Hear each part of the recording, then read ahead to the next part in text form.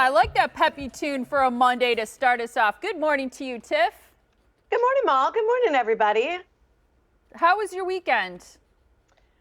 My weekend was good. It was nice. You know, it was a little, cool and windy and stuff like that, but it was enjoyable. How about you? Yeah, a lot of people coming back from spring break, and I think the people who went away came back to some pretty gloomy weather. But, at least it lets you appreciate getting away. I had a good weekend, although I will say I saw a movie last night that was really tough to watch. I'm really glad I saw it. You might remember that Ryan J. reviewed it. It's called The Father.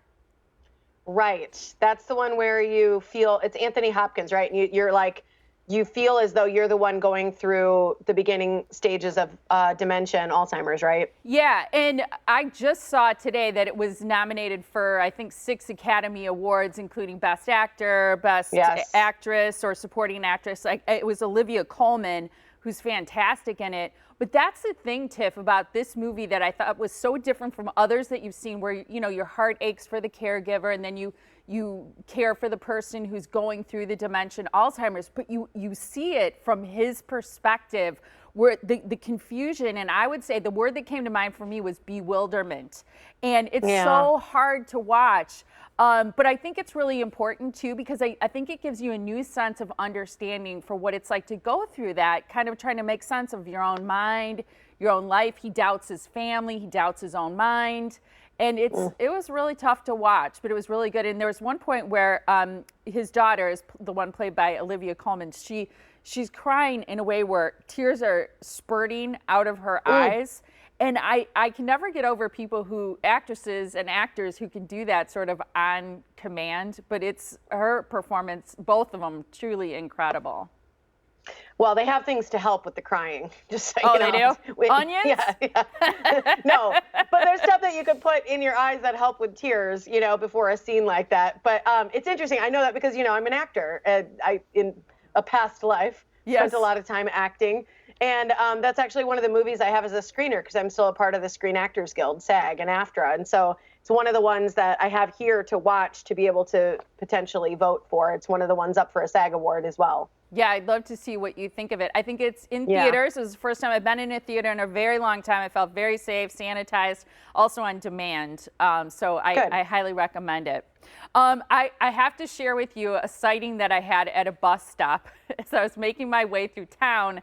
This was on Saturday. Okay, that's from inside my car. I thought maybe it was a mascot at first, so I had to get out and take a closer picture. It's just a teddy bear hanging out on the bench at the bus stop. What's fascinating is I drove past it again today on the way to work, and I saw a DPW truck there. I think maybe they're removing it because people were adding teddy bears there, and there was also a sign about if you've been a victim of domestic abuse in a relationship. But what's interesting is people's take on this. I thought it was adorable. One of my kids thought it was sad to see the teddy bear there. What was your feeling looking at it? Well, I just thought you'd be excited because, I know how much you love mascots. So I was thinking you're like Furby obsession. Stop. Yeah, so kind of interesting. No, but clearly if there was a meaning behind it, that can make it sad. But without knowing the meaning, just looking at it, I love those kind of things. I think it's funny when you see people wearing those blow up, T-Rex costumes and like mowing the lawn in them and doing things like that. I love practical jokes and, interesting things like that. So I would love it. I would probably get out, put its arm around me and take a picture with it. Oh, that's what I should have done. I wasn't thinking. I didn't get close enough. I'm here for it. Yeah, it could have been kind of dirty and gross anyway, or wet. I don't know if it rained on it, whatever. It was raining. So I wondered about that.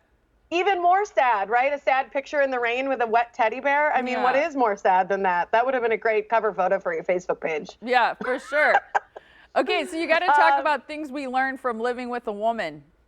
Okay, I love this. This is actually, Ryan J. sent me this, and I thought it was hilarious. These are just this is from BuzzFeed, and it was from an Ask Men, and men responded, things that they learned from living with a woman, and they're just funny things. So I just wanted to share some of it. One of them is that showering and washing your hair are 2 separate events.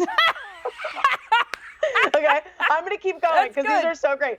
To get rid of bangs, you don't just cut them off. That's something a man learned.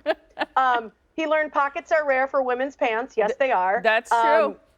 In general, the places that women's hair turn up.